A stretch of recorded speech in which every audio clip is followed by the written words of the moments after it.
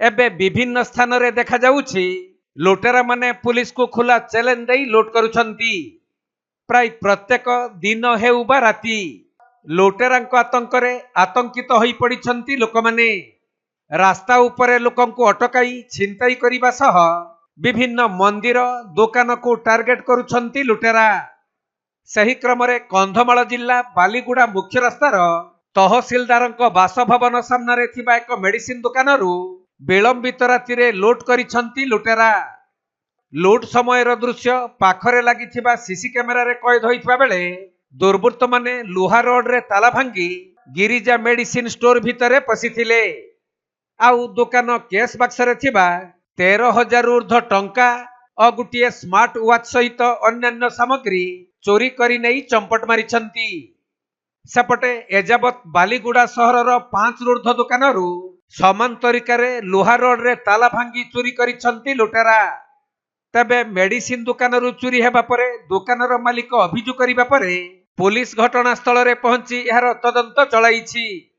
बारंबार बालीगुड़ा सहर रे एही परी चोरी हेउथबारु पुलिस पेट्रोलिंग को कड़ाकड़ी करने को दाबी हेउछि।